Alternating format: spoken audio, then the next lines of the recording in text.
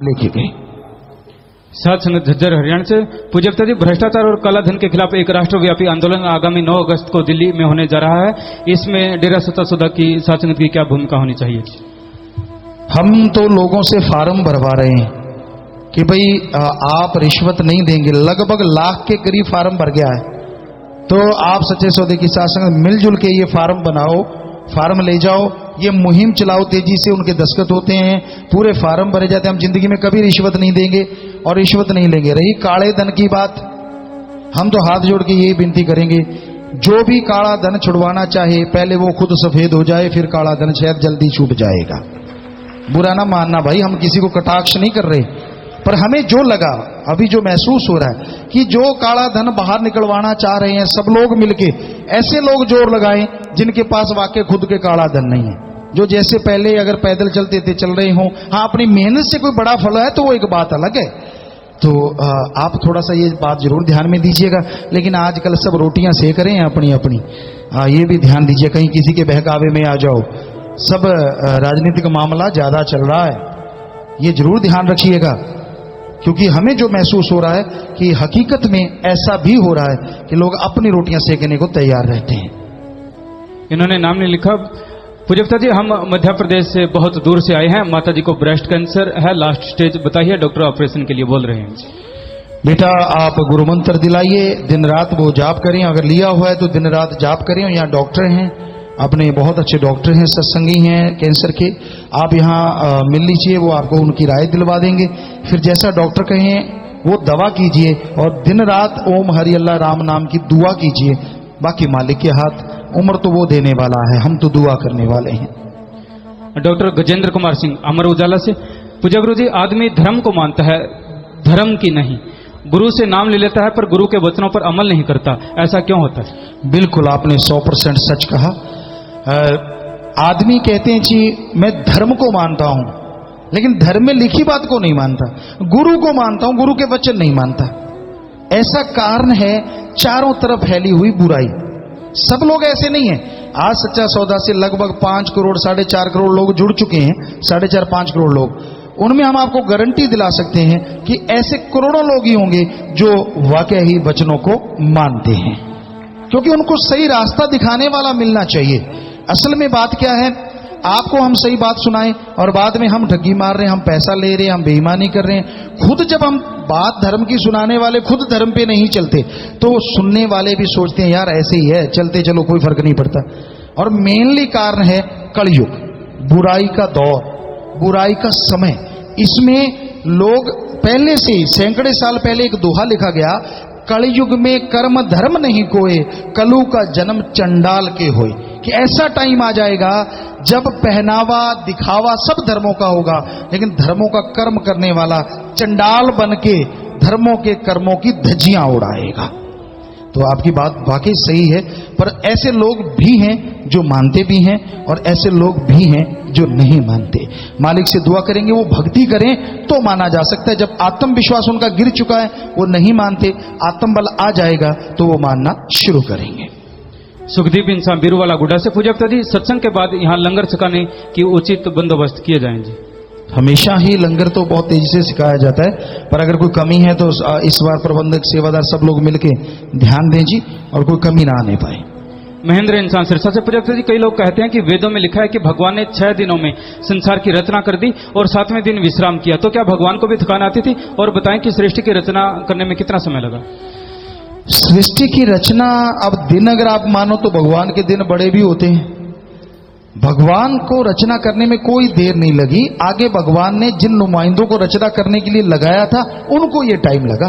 भगवान ने तो पल में देव महादेवों की रचना करी, पल में सृष्टि की रचना करी, फिर उनको बनाने में गढ़ने में जो टाइम लगा वो उनका जो आगे नुमाइंदे दिए गए। तो इसमें टाइम पीरियड मायने नहीं रखता, ये मायने रखता है भगवान ने सारी सृष्टि की रचना की है। रामकरण इंसान 25 मेंबर, और भगवान थकता कभी नहीं है, ये भी सच है। रामकरण इंसान 25 मेंबर पंजाब। प्यारे पिताजी, परसों एक दुर्घटना के कारण शहीद हुए संगरूर के मोहित इंसान के परिवार की इच्छा थी कि बॉडी डोनेट की जाए, लेकिन पोस्टमार्टम होने की वजह से डॉक्टरों ने जवाब दे दिया जी। फिक्र ना कीजिए, उनकी बॉडी डोनेट से भी बढ़ के मालिक मंजूर करेंगे और कई गुना बढ़ के परिवारों को खुशियां बख्शेंगे। रामप्रीत इंसान कोटकपुरा से। प्यारे पिताजी, 15 जनवरी 2012 को एक प्रश्न के जवाब में आप जी ने वचन फरमाए थे कि एक्सपेरिमेंट के लिए जीवित प्राणियों जैसे चूहा, मेंढक आदि को मारने से परहेज करना चाहिए। आप जी की दया मेहर से the union ministry of environment and forest ने सारे medical, pharmacy, colleges, universities, hospitals और लैब्स आदि में जीवित जानवरों पर एक्सपेरिमेंट को बैन कर दिया है जी। केवल उच्च रिसर्च वाले वैज्ञानिकों को ही इसकी अनुमति दी है। यदि कोई ऐसा करता पाया जाता तो उसके लिए 5 वर्ष की कैद और जुर्माना भी निर्धारित किया है। इन्होंने इसका एक प्रिंट आउट भी यहाँ पर भेजा है जी। बहुत बढ़िया हुआ, अच्छी बात है। अच्छी बात के लिए हम बहुत बहुत तहे दिल से साधुवाद कहते हैं जिन लोगों ने ऐसा किया, और आगे चलाएं भी इसको। वो उन लोगों की भी जिम्मेवारी बनती है कि इसको लागू किया जाए। ब्लॉक जलालाबाद से पूज्य पिता जी, असी एतवार का व्रत रखते हैं और एतवार वाले दिन नाम चर्चा घर जाते हैं तो वहां से जो प्रसाद मिलता है वो खा लेते हैं। और कभी जब एतवार वाले दिन सत्संग में यहाँ डेरे बीच आ जाते हैं तो असी सत्संग के बाद लंगर खाते हैं। वो क्या खा सकते हैं जी? क्योंकि लंगर तो किस्मत नाल ही मिलता है जी। जी जी जी, आपकी बात बिल्कुल दुरुस्त है। सही है कि लंगर प्रसाद भाग्य से नसीब में मिलता है, तो आप लंगर खा सकते हैं, प्रसाद भी खा सकते हैं। बस व्रत का दिन संडे की जगह मंडे कर लो।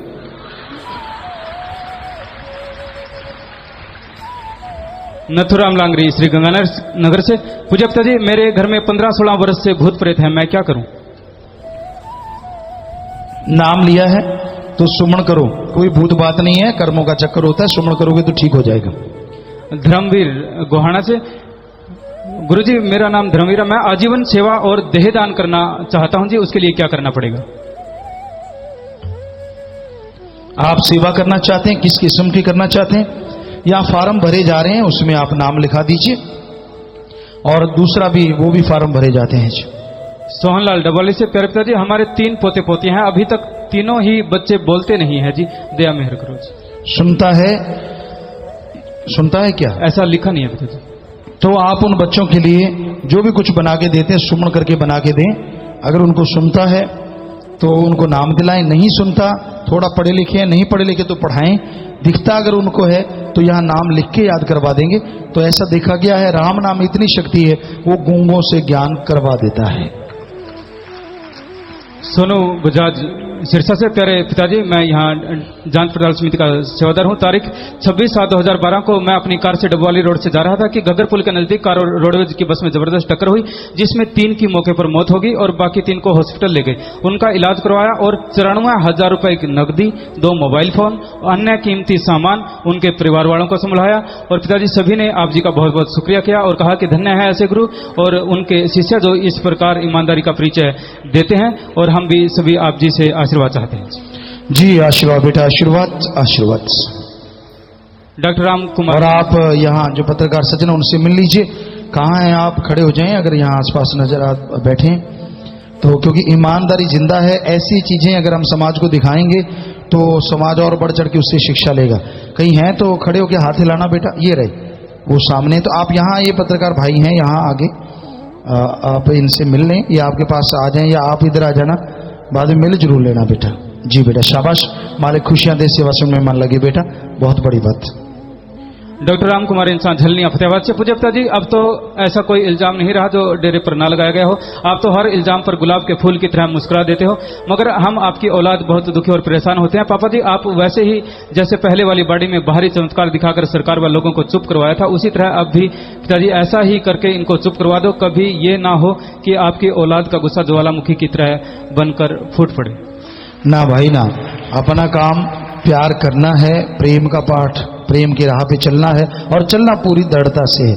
ये पूरा ख्याल रखें, अपने जज्बात को अपने काबू में रखें, क्योंकि मालिक हमेशा दया में रहमत करने वाला है। कोई भी झूठ बोलता है, हमें तो खुश रहना ही है, क्योंकि हमारे को कोई मतलब नहीं है किसी के झूठ से, कि अपने पास सच है। हम कभी किसी का बुरा सपने में नहीं सोच सकते, करना तो दूर की बात है। सवाल पैदा नहीं होता, कभी किसी को जबरदस्त, कभी किसी का बुरा करते हो, मतलब ही नहीं बनता। सतगुरु मौला जानता है, स्टेज पे बैठे हैं, वरना यहीं गर्क हो जाएं। अगर कभी किसी का जबरदस्त या कभी किसी का बुरा करते हो, सवाल पैदा नहीं होता, राम जानता है। तो जब हम सही हैं अपनी जगह, हमें कोई परवाही नहीं, ना थी ना है और ना कभी रहेगी। नरेंद्र इंसान एक्स स्टूडेंट आदमपुर ब्लॉक से। प्यारे पिताजी, आपकी अपार रहमत से मुझे गुजरात गवर्नमेंट में डीपीसी की नौकरी लगी है। अगस्त में ज्वाइनिंग है। आशीर्वाद चाहता हूँ। आशीर्वाद बेटा, आशीर्वाद। श्यामलाल रोहतक से। पूज्य पिताजी, जिनका दवाइयों की दुकान है तथा प्रेमी संजय रोहतक जिनका रेलवे टिकट बुकिंग का काम है, हम पर रिश्वत देने के लिए दबाव डाला जाता है, या तो रिश्वत दो या काम बंद कर दो। पिताजी क्या करें? हमसे पूछोगे तो हम तो कहेंगे रिश्वत तो बिल्कुल ना दो, काम और चला लो। प्रेम इंसान जिला जिन से। पूज्य गुरु जी, मैंने रूहानी थिएटर में परमार्थी पास लिया। उसके कुछ दिनों बाद ही एक मेरा प्लॉट हुड्डा सेक्टर में निकल गया, जिसकी कीमत करोड़ों में है जी। पिताजी, आप ऐसे ही रहमत बनाए रखना और आपके चरणों में। सच्ची भावना से दीन दुखियों की मदद